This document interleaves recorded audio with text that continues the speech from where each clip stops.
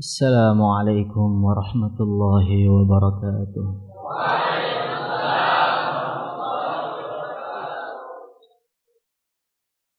إن الحمد لله نستعينه ونستغفره ونؤمن به ونتوكل عليه ونعوذ به من شرور أنفسنا ومن سيئات أعمالنا. من يهده الله فلا مضل له ومن يضلله فلا هادي له. أشهد أن لا إله إلا الله وحده لا شريك له، وأشهد أن سيدنا ومولانا وحبيبنا محمدا عبده ورسوله. اللهم صل وسلم وبارك على سيدنا محمد وعلى آله وأصحابه والتابعين لهم بإحسان إلى يوم الدين. أما بعد، فقد قال الله تعالى في كتابه الكريم: قل بفضل الله وبرحمته فبذلك فليفرحوا هو خير مما يجمعون.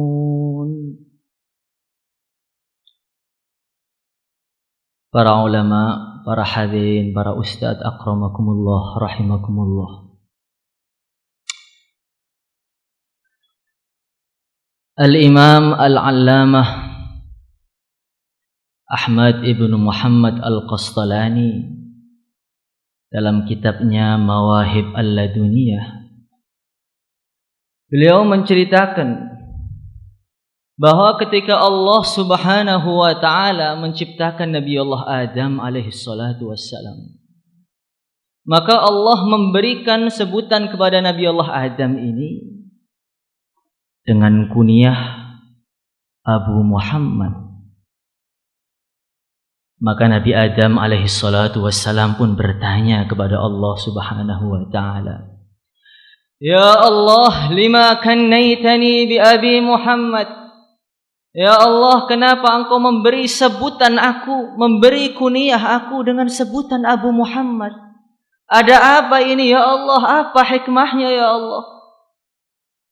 Maka Allah Subhanahu wa ta'ala berfirman, "Irfa' ra'saka ya Adam."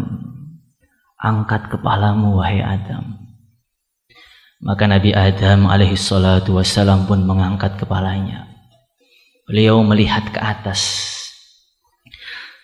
Maka hati beliau begitu tersentak, karena di atas tadi ada satu cahaya yang begitu indah sekali. Satu nur yang terang benderang yang akan menyilaukan mata siapapun yang memandangnya. Maka Nabi Adam bertanya, "Ya Allah, ma hadzal nur, ya Allah, ini nur apa ya Allah? Kenapa begitu hebat, begitu istimewa, ini siapa ya Allah?" Maka Allah Subhanahu wa ta'ala berfirman, "Laulahuma khalaqtuka wa ma khalaqtu sama'an wala arda." Wahai Adam, kalau bukan karena nur itu, wahai Adam, sekali-kali aku tidak akan pernah menciptakan engkau dan juga tidak akan pernah menciptakan alam semesta ini. Dialah Nur Muhammad Rasulullah sallallahu alaihi wasallam.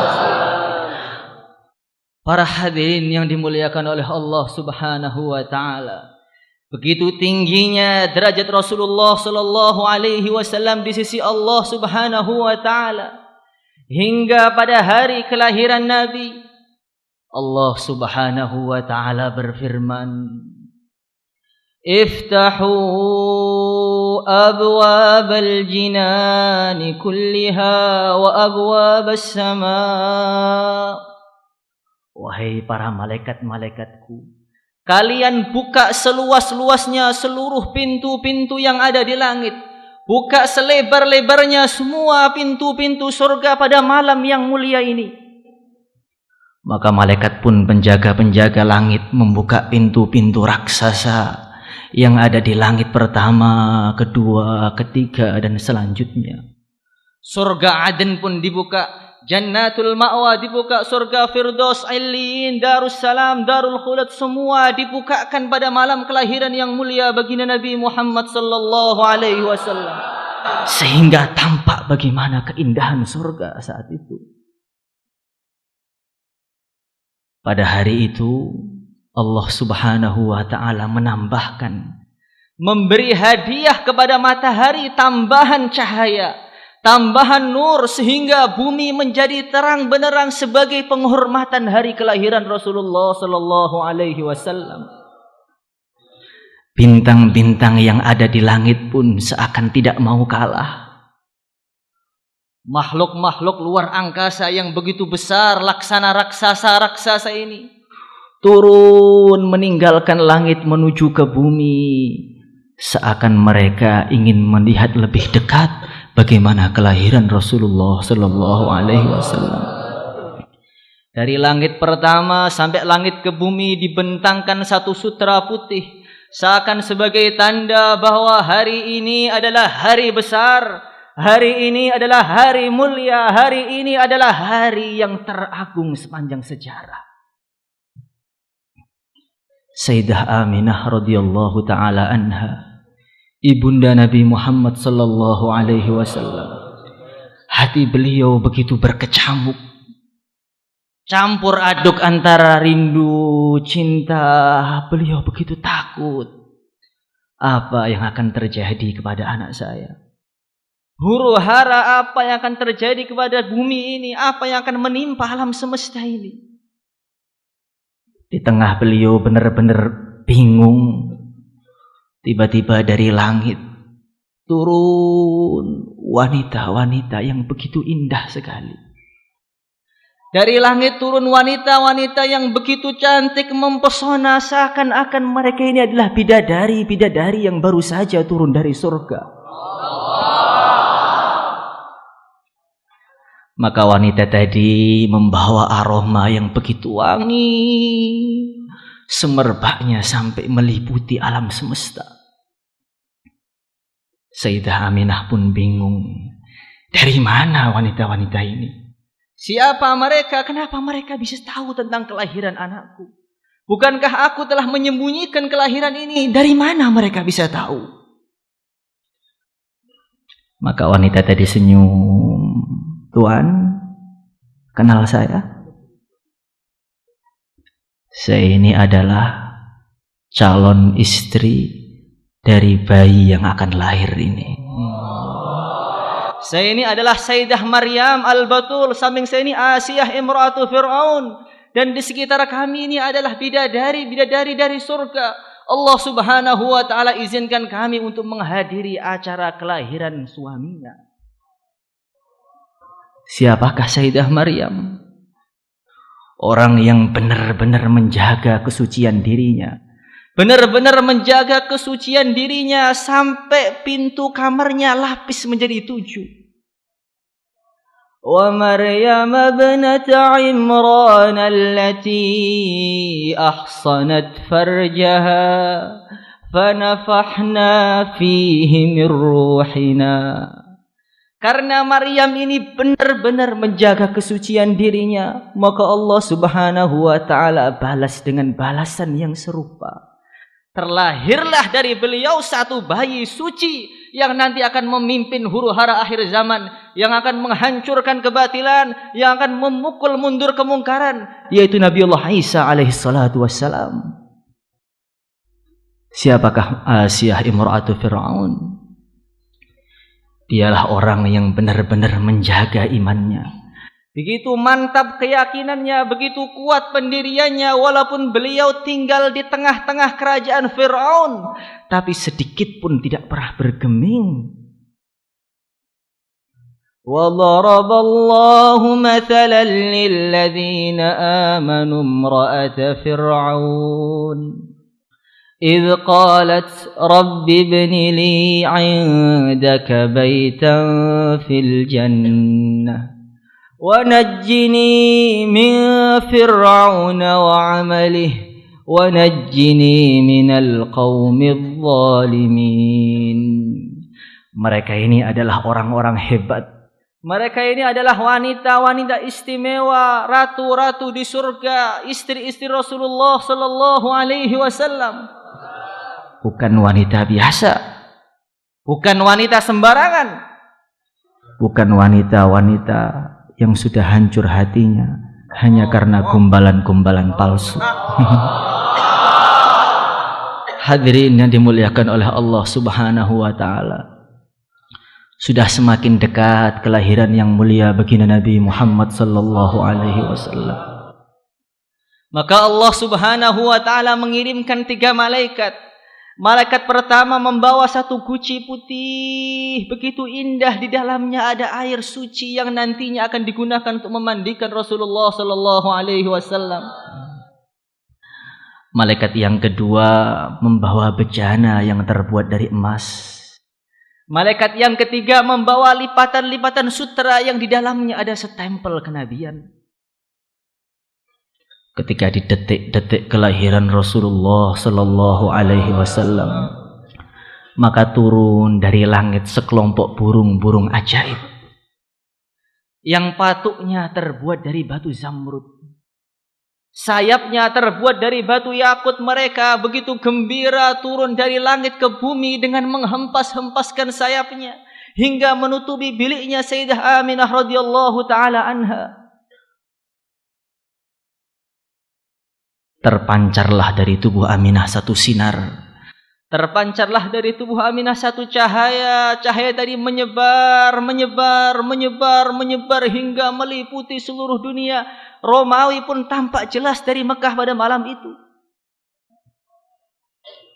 Saat itulah terlahirlah yang mulia baginda Nabi Muhammad sallallahu alaihi wasallam. وأجمل منك لم ترى قط عيني وأكمل منك لم تلد النساء.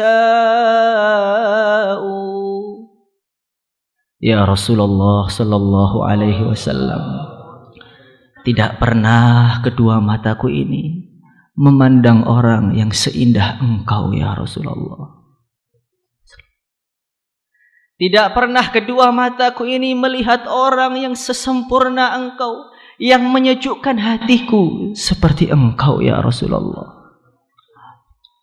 Khuliqta mubarra'an min kulli aibin ka'annaka qad khuliqta kama tasha'u.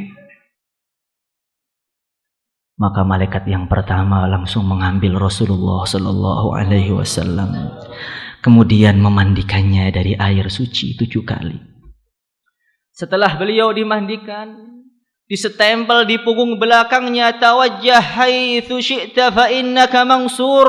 Wahai Muhammad, pergilah engkau kemana saja, berhadapan dengan siapa saja, Romawi, Persia, siapapun, kapanpun, dimanapun, pasti mereka semua akan tumbang, semua mereka akan jatuh di bawah telapak kakimu wahai Muhammad.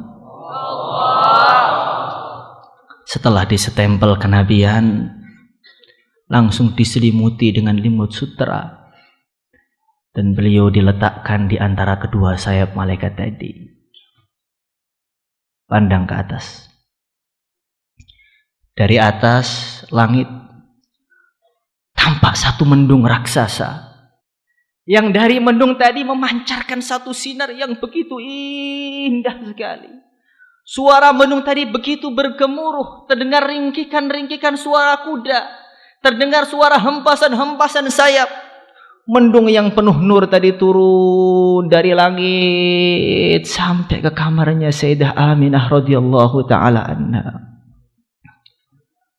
Terdengarlah suara tanpa rupa yang begitu menggelegar. Tufu bihi masyarikil ardi wa magharibiha وأدخلوه البحار ليعرفوه باسمه ونعته وسورته. Wahai para malaikat-malaikatku, Antar Muhammad berputar ke seluruh penjuru dunia, ajak dia ke ufuk timur, barat, selatan, ke utara, bawa dia masuk ke dalam dasar lautan, dasar samudra, sehingga semua makhluk tahu siapa dia, bagaimana kehebatannya, bagaimana keistimewaannya. Iring-iringan malaikat dengan kuda-kuda bersayap pun berjalan mengitari dunia. Terpancarlah nur nubuwah dari Rasulullah sallallahu alaihi wasallam. Kullu baitin anta sakinuhu laisa muhtajan ila suruji. Seakan tidak lagi perlu dengan bintang, seakan tidak lagi perlu dengan bulan, seakan tidak lagi perlu dengan matahari sekalipun, karena Rasulullah sallallahu alaihi wasallam lebih terang daripada segala-galanya. Wa maridin anta aiduhu qad atahu Allahu bil faraji. Seakan tidak perlu lagi dengan dokter, tidak perlu lagi dengan tabib, karena memandang wajah Rasulullah sallallahu alaihi wasallam adalah obat dari segala penyakit. Ketika beliau berputar pada malam yang mulia itu, pada hari yang mulia itu, maka semua alam bergembira, para malaikat bergembira, ikan-ikan di lautan bergembira, gunung-gunung pun bergembira. Burung-burung pun terbang ke sana kemari, berkicau-kicau tanda kegembiraan mereka. Rahatil atyaru tashdu fi layalil maulidi. Rahatil atyar, burung-burung begitu bahagia, burung-burung begitu gembira, mereka begitu ceria. Tashdu, mereka bernyanyi-nyanyi, melantunkan syair, berkicau ke sana kemari, karena mengungkapkan isi hati mereka fi layalil maulidi, di malam penuh berkah, malam maulid Rasulullah sallallahu alaihi wasallam. Hadirin yang dimuliakan oleh Allah Subhanahu wa taala, bergembira dengan kelahiran Nabi. Ada satu hal yang benar-benar dihargai dan dinilai oleh Allah Subhanahu wa taala. Dalam Tarhibul Mustaqin, Al-Imam Nawawi Al-Bantani beliau mengatakan, dulu ada seseorang yatim, dia ini ditinggal mati oleh ibunya. Maka ketika ditinggal mati oleh ibunya, dia begitu sedih sekali. Ini ibu saya yang paling memperhatikan saya, yang paling sayang dengan saya, sekarang sudah wafat. Maka saya berazam, saya kokohkan hati saya benar-benar niat, semua warisan beliau tidak akan saya gunakan untuk dunia sedikit pun, hanya akan saya infakkan untuk agama. Maka beliau berjalan, ada kumpulan-kumpulan manusia sedang berzikir, ada yang sedang baca Quran, ada yang sedang bercerita tentang kisah kehidupan Nabi, kehebatan Nabi, sifat-sifatnya Nabi. Maka dia ikut duduk di situ, dia dengarkan orang bayan tadi, dia ikut baca Quran, ikut zikir, hatinya tampak tenang.